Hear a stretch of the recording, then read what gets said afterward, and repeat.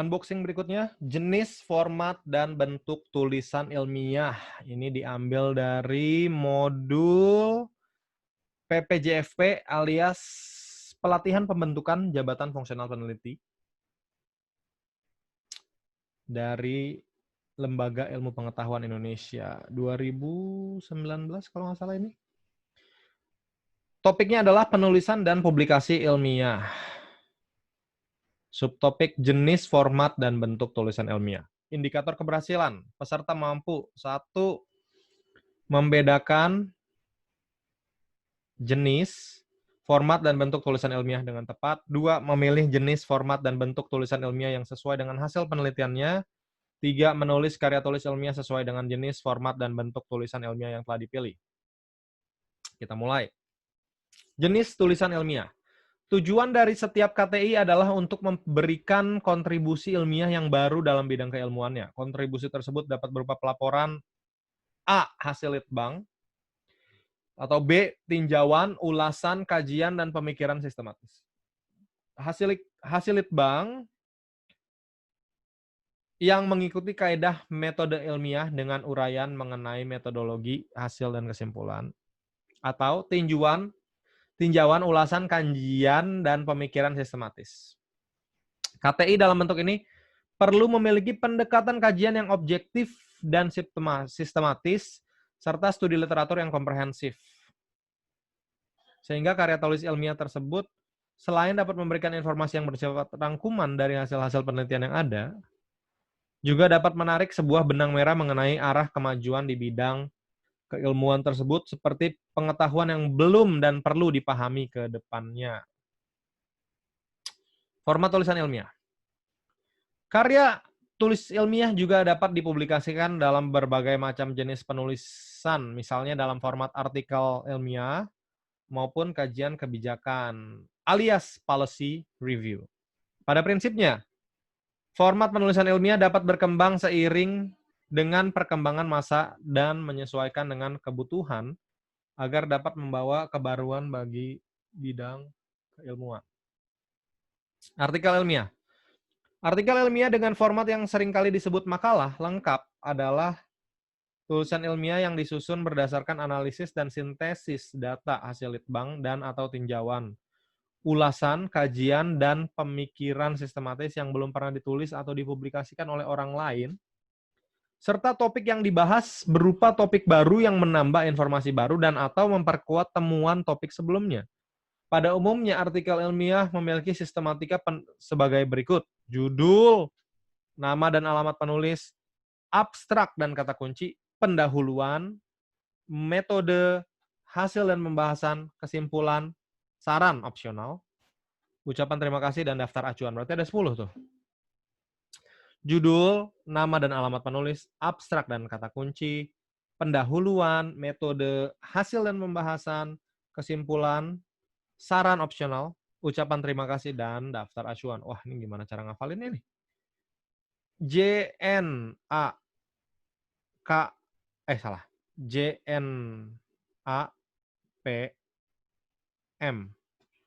Jenapem, HKSUD,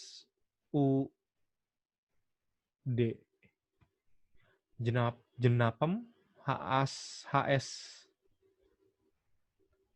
HKSUD, Haksud. Jenapem Haksud. JNAPM HKSUD. Judul, nama dan alamat penulis, abstrak dan kata kunci, pendahuluan, metode, hasil dan pembahasan, kesimpulan, saran, ucapan terima kasih, dan daftar acuan. Aduh, Jenapem Haksud. Judul, nama dan alamat penulis, abstrak, Jenapem kan, abstrak dan kata kunci, pendahuluan, metode, HKSUD. Hasil dan temuan, hasil dan pembahasan, kesimpulan, saran opsional, HKSUD. Ucapan terima kasih dan daftar acuan, D, daftar acuan. Jenapem HKSUD. Judul, nama dan instansi, nama dan alamat penulis, Jenapem. Abstrak dan kata kunci, pendahuluan, metode, HKSUD. Hasil dan kesimpulan, hasil dan pembahasan, kesimpulan. Oh, hasil dan pembahasan, harusnya pembahasan dan hasil dong.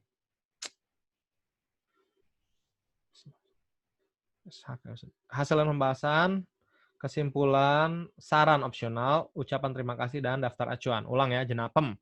Judul, nama dan alamat penulis, abstrak dan kata kunci, pendahuluan metode, HKSUD. Hasil dan pembahasan, kesimpulan, saran opsional, ucapan terima kasih, dan daftar acuan. Ulang ya, jenapem. Jadi gini, pada umumnya artikel ilmiah memiliki sistematika sebagai berikut.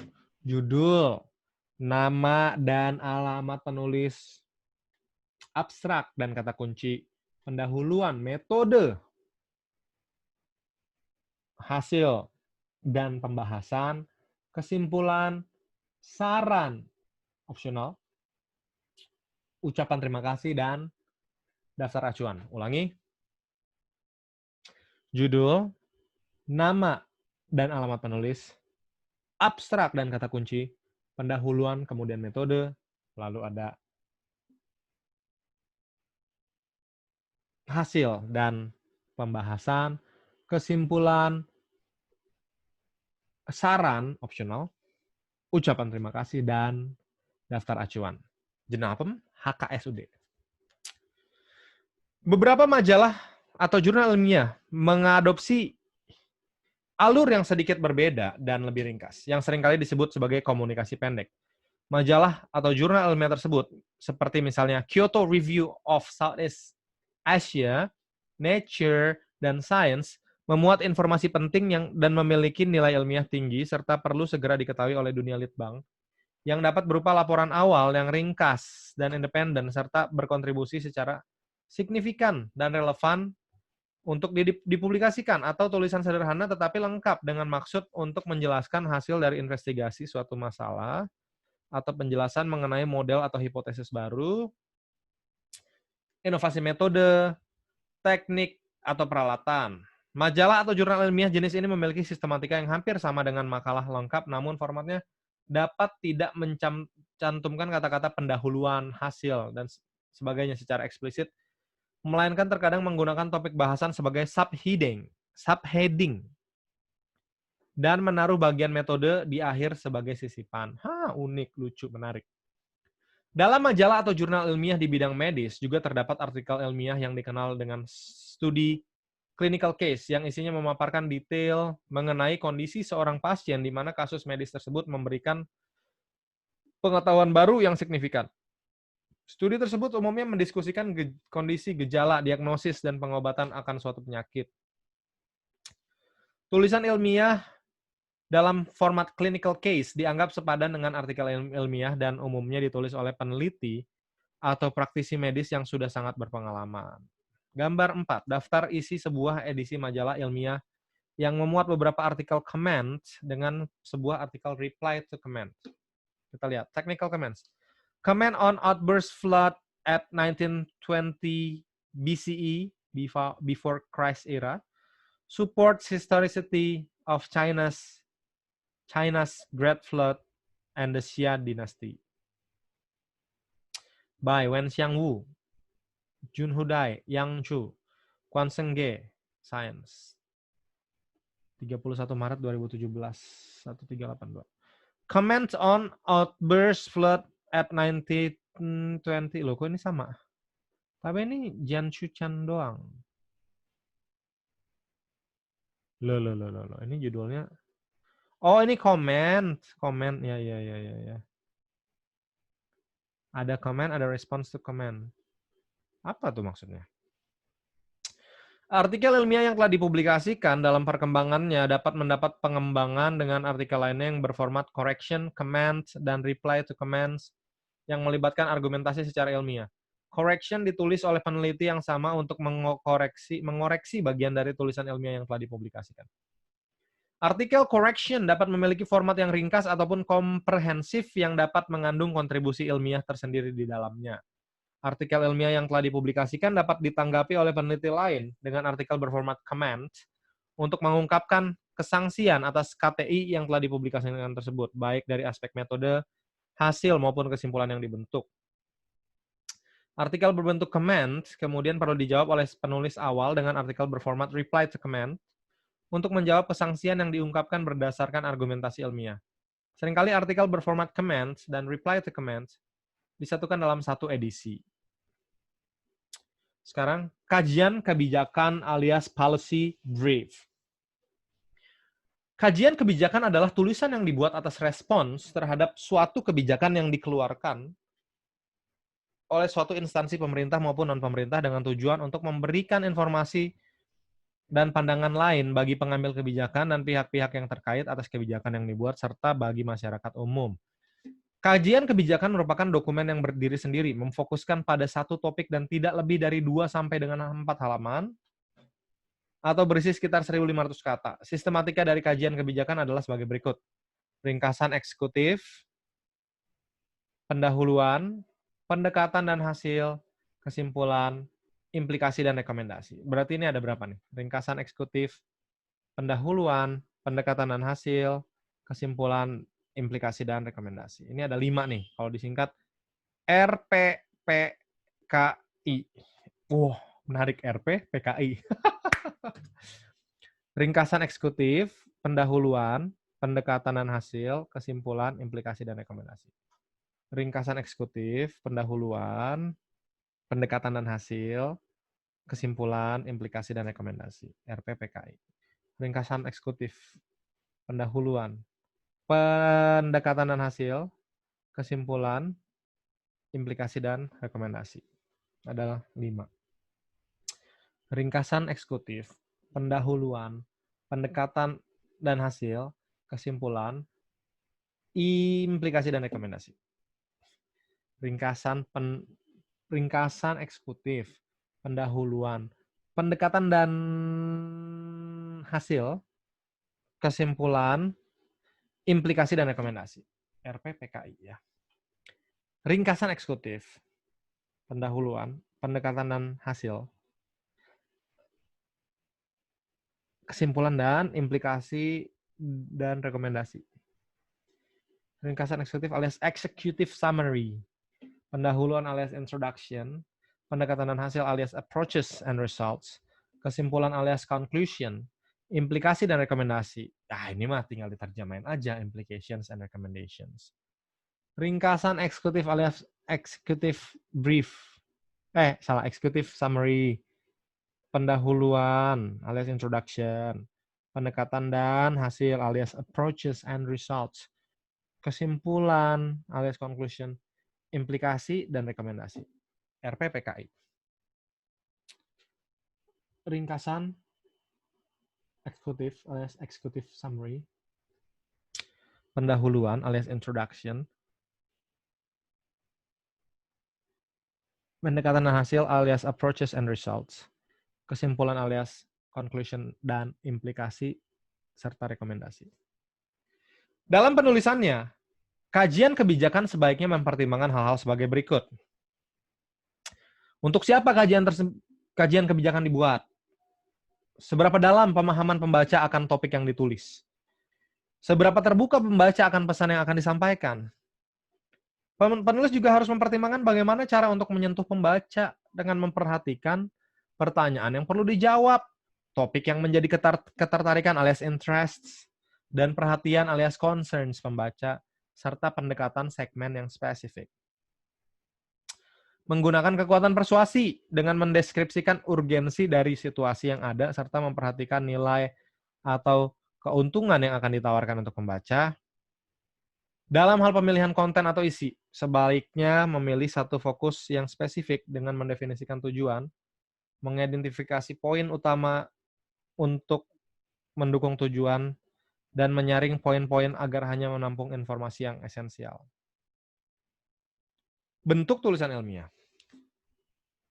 Karya tulis ilmiah dapat dipublikasikan dalam berbagai bentuk penerbitan ilmiah yang meliputi buku ilmiah, bunga rampai, jurnal atau majalah ilmiah, proceeding. Itu ada 4 tuh. Buku ilmiah, bunga rampai, Jurnal atau majalah ilmiah, proceeding, kalau disingkat BBJP. Buku ilmiah, bunga rampai, jurnal atau majalah ilmiah, dan proceeding, BBJP. Buku ilmiah berisi pembahasan mendalam tentang masalah kekinian, suatu keilmuan dengan merangkum hasil-hasil penelitian yang terbaru dengan menekankan pada aspek teori, panduan penjelasan filosofis atas satu langkah panduan, atau suatu bentuk kajian yang dicetak dalam format buku, serta susunan dalam bagian per bagian atau bab per bab yang dibuat secara berkesinambungan dan bertautan. Sistematika buku ilmiah memiliki unsur-unsur sebagai berikut. Sampul dan nama penulis, karya cipta, pengantar, karya cipta, daftar isi, pendahuluan, batang tubuh, ucapan penghargaan opsional, indeks, glosarium opsional, daftar acuan atau bibliografi, dan lampiran opsional. Wah, opsionalnya ada 3 nih. Banyak ya. Buku ilmiah harus memenuhi beberapa persyaratan, yaitu diterbitkan oleh Scientific Publishing House alias SPH. Memiliki ISBN alias International Standard Book Number, telah melewati proses editorial yang mencakup pemeriksaan kebenaran keilmuan dan tata bahasa, dan berisi paling sedikit 49 halaman. Wow, ternyata ada minimal halamannya. Tapi ini siapa yang menentukan? Kenapa 49? Kenapa nggak 50? Kenapa nggak 48? Kenapa nggak 51? Gitu loh. Kenapa? Siapa ini? Siapa yang bertanggung jawab di balik penentuan bahwa yang disebut dengan buku ilmiah itu paling sedikit 49 halaman? Di sini tidak ada keterangannya. Patut untuk dikaji. Bunga rampai. Bunga rampai adalah kumpulan tulisan ilmiah dengan satu topik permasalahan dengan pendekatan dari berbagai aspek atau sudut pandang keilmuan. Masing-masing bab dapat berdiri sendiri dengan susunan tulisan ilmiah lengkap. Dan ada benang merah yang mengaitkan keseluruhan bab. Tulisan ilmiah yang dikeluarkan dalam bentuk bunga rampai mempunyai makna yang mandiri dan jelas. Sistematika bunga rampai memiliki unsur-unsur yang sama dengan buku ilmiah, tetapi memiliki perbedaan dalam hal prakata atau prolog yang mengantarkan keseluruhan isi, dan dalam hal penutupan atau epilog yang merupakan analisis atas keseluruhan isi. Gitu ya? Wow, oke. Jadi bunga rampai memang harus ada prolog dan epilognya. Menarik. Dengan format tersebut, nama penulis menyertai judul bab. Seperti gambar 2. Dan nama editor dicantumkan dalam sampul bunga rampai. Bunga rampai harus memenuhi beberapa persyaratan, yaitu diterbitkan oleh SPH. SPH tadi apa? SPH? Scientific Publishing House. Memiliki ISBN alias International Standard Book Number. Benar nggak ISBN? Benar dong. Dan melewati proses editorial yang mencakup pemeriksaan kebenaran keilmuan dan tata bahasa. Benar ya, tata bahasa. Ini kita lihat di sini tadi gambarnya. Pengantar, prakata, skapur sirih, daftar isi, potensi dan kualitas air di Pulau Biak, Papua. Cipta Samara dan Saifuddin. Sumber daya air di Pulau Nusa Laut, Maluku Tengah. P.E. Hanusa dan Priyo Hartanto. Mata air sebagai sumber air bersih di pulau kecil-kecil. Kai, di Pulau Kai Kecil, Maluku Tenggara. Dadan Suherman. Aspek lingkungan dan sumber daya air di Kepulauan Tanimbar, Maluku Tenggara. Adi Suryadama. Danau dan air tanah dangkal sebagai sumber air minum di Pulau Kaidulah, Maluku Tenggara. Dadan Suherman lagi. Analisis hidrokimia air tanah di Kota Ambon, Timur. Cipta Smara, Iis Nurlela dan Nining Karningsi. Ini berarti bunga rampai tulisan ilmiah tentang air, penelitian perairan. Kemudian jurnal atau majalah ilmiah. Jurnal atau majalah ilmiah adalah publikasi yang memuat tulisan ilmiah yang secara nyata mengandung data dan informasi yang memajukan iptek dan ditulis sesuai dengan kaidah-kaidah penulisan ilmiah serta diterbitkan secara berkala. Ini bedanya, berkala. Bedanya sama bunga rampai. Bunga rampai itu nggak berkala. Jurnal atau majalah ilmiah harus memenuhi beberapa persyaratan, yaitu memiliki International Standard Serial Number. Oh, ini ISSN, bukan ISBN. Memiliki mitra bestari paling sedikit 4 orang. Wow, kenapa paling sedikit 4 orang? Siapa yang menentukan ini? Kenapa nggak 3? Kenapa nggak 5? Diterbitkan secara teratur paling sedikit 2 kali per tahun, kecuali yang memiliki cakupan keilmuan spesialisasi. Ada kecualinya. Menerbitkan minimal 300 eksemplar bagi majalah ilmiah non-elektronik, dan memuat artikel utama tiap kali terbit minimal 5 artikel. Minimal 5 artikel.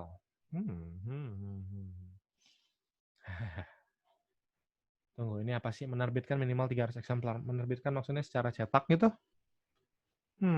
Apakah harus membunuh pohon dulu? Di sini gambarnya ada Sains, ada Masyarakat Indonesia. Ini adalah jurnal ya. Menarik.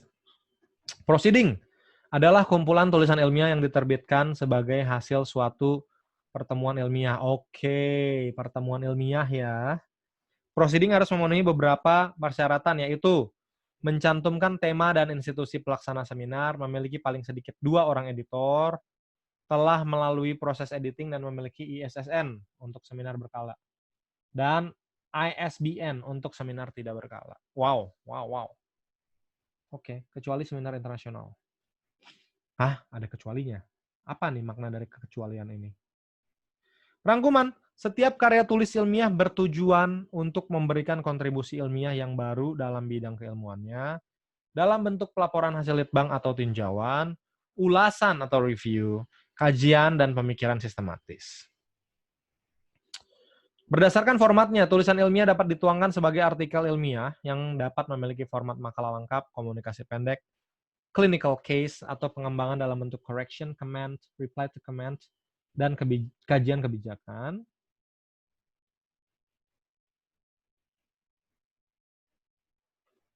Pada prinsipnya, format penulisan ilmiah dapat berkembang dengan waktu dan kebutuhan bidang keilmuan agar dapat memberikan informasi ilmiah yang memiliki kebaharuan. Tulisan ilmiah dapat dipublikasikan dalam berbagai bentuk yang dapat dipilih berdasarkan hasil penelitian dan kedalaman topik yang diinginkan oleh seorang peneliti. Pada prinsipnya, terdapat 4 bentuk tulisan ilmiah, yaitu tadi BBJP, buku ilmiah, bunga rampai, jurnal atau majalah ilmiah, dan proceeding. Latihan 1. Jelaskan tujuan dan jenis-jenis tulisan ilmiah.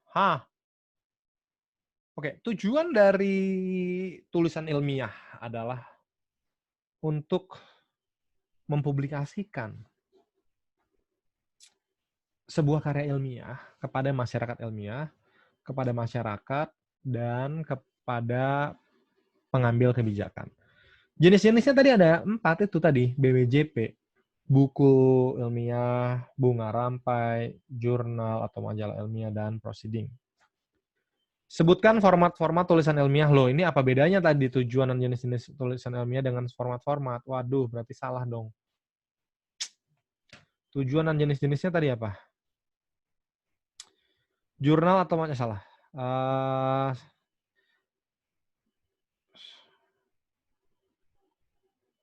Pelaporan hasil litbang atau tinjauan, ulasan, kajian, dan pemikiran hasil. Seperti itu dong. Aduh. Berarti PUKP. Pelaporan hasil litbang atau tinjauan. Ulasan, kajian, dan pemikiran. Aduh.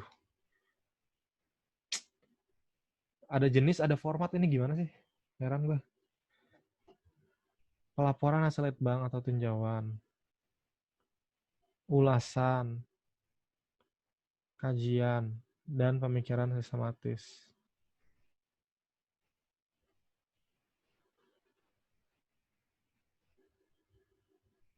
4 bentuk tulisan ilmiah. Ini ada bentuk, ada jenis, ada format.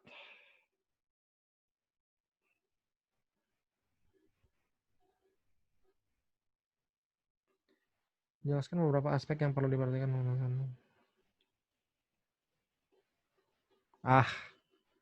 Pusing gue.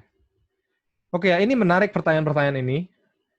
Tapi sayang ini laptop baterainya tinggal 7%, jadi kalau dilanjutkan kayaknya akan panjang dan akan bisa merusak komputer. Jadi sampai sini dulu. Sayang sekali ya, sayang sekali.